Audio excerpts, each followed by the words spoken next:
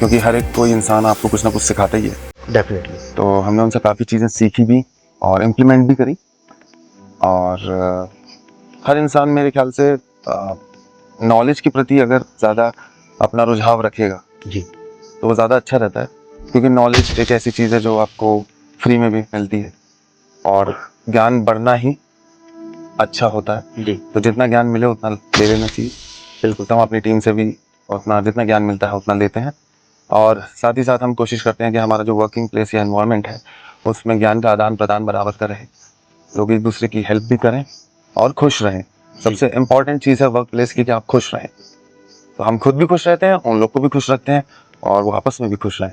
जनता को भी ये चीज बताना चाहूंगा कि स्पेशली ये हमारे उर्व मिश्रा जी की ही डिमांड थी कि ये वीडियो किसी ऐसी जगह पर शूट किया जाए जो नेचर से जुड़ी हुई है। सर ऐसा क्यों है सर? क्यों आपने यही एक लोकेशन आपने डिसाइड की जो बिल्कुल एकदम शांत है, अलग है, और पिछले हम 2 दिन से साथ हैं और कितनी सारी चीजें हमने शेयर भी की हैं और कितना कुछ मेडिटेट भी हमने यहाँ किया है, बहुत कुछ किया है सर। सर ऐसा क्या रीजन था यहाँ पे लाने का? बाकी देखिए, चीजों पर तो हम जरूर आएंगे, लेकिन ये बहुत जरूरी है सर। मैं आपको बताऊं, जी। सबसे ज़्यादा पॉजिटिविटी आपको नेचर से आती है। डेफिनेटली सर, बिल्कुल। क्योंकि एक ह्यूमन, एक इंसान का शरीर भी एक नेचर ही है, जी। प्रकृति का ही एक रूप है। जी। तो मेरे ख्याल से अगर आप पॉजिटिव वाइब्स लेना चाहते हैं तो आप पॉजिटिविटी के लिए नेचर में आए, जी। और आपका दिमाग भी शांत रहेगा, आपको नए नए आइडियाज भी आएंगे राइट। और आप कूल तरीके से अपने काम पे फोकस कर सकते हैं। अच्छा, रही बात रिस्क टेकिंग की, तो कहीं ना कहीं सिक्योरिटीज ऑब्वियसली हम लोगों में आती है, हम सभी में आती है, ये तो इंसान का एक नेचर है। पर रिस्क को ही हमें ओवरकम करना है। राइट।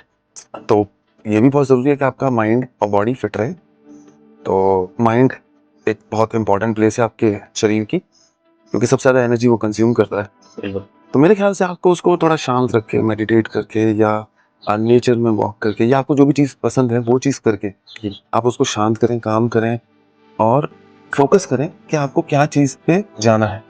मैं ये नहीं कह रहा कि आप ज़बरदस्ती स्टार्टअप ही करिए या एंटरप्रेन्योर बनिए या फिर आप जॉब ही करिए, लेकिन आपको अगर जो चीज़ पे फोकस है या जो चीज़ अच्छी लग रही है या आप चाह रहे हैं या सोच रहे हैं कि मैं इसमें आगे बढ़ सकता हूँ, वो चीज़ करिए। ये बात तो जगत जाहिर है कि समय ही आपकी धन है, समय ही धन है आज की दुनिया में, कलयुग में।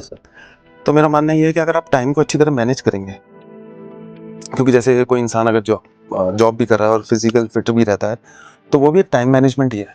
Right sir. आप अगर देखें तो हमारे क्रिकेटर्स हैं, उनका अपना एक प्रोफेशनल स्पेस भी है, एट द सेम टाइम वो क्रिकेटर्स भी हैं, तो अपना टाइम मैनेज कर रहे हैं। या कोई एथलीट होता है तो वो भी अपना टाइम मैनेज करता है और भारत के लिए गोल्ड मेडल लेकर आते हैं। Right sir. ठीक है ना? तो मेरे ख्याल से आपको टाइम मैनेज करना इजीली आना चाहिए। अगर नहीं आता है तो आप उस पर थोड़ा वर्कआउट करें, बुक्स पढ़ें, क्योंकि किताबें ही असली धन है। तो बुक्स पढ़ें, उससे नॉलेज गेन करें, आपके माइंड को थोड़ा सा ग्रो करने में, उसको ओपन करने में हेल्प करती हैं, और उससे आप बेटर तरीके से टाइम को मैनेज कर पाएंगे। ठीक है ना? तो मेरे ख्याल से आपको टाइम को ही थोड़ा समझना पड़ेगा। रही बात रिस्पॉन्सिबिलिटीज़ की, तो आज की मेरे ख्याल से आज की दुनिया में सबके पास कुछ ना कुछ रिस्पॉन्सिबिलिटीज़ हैं। हर किसी के पास कोई ना कोई प्रॉब्लम्स हैं, लेकिन उन चीज़ों से आप ओवरकम कैसे करते हैं, यही तो चैलेंज है। Right sir. तो मेरे ख्याल से आपको इस चीज़ पे वर्कआउट करना चाहिए, मेडिटेट करें, माइंड को शांत रखें और किताबें पढ़ें और नॉलेज लें। एंड अगर आप ये करते हैं तो 99.9% तो मैं श्योर हूँ कि वो टाइम मैनेज इजीली कर लेंगे।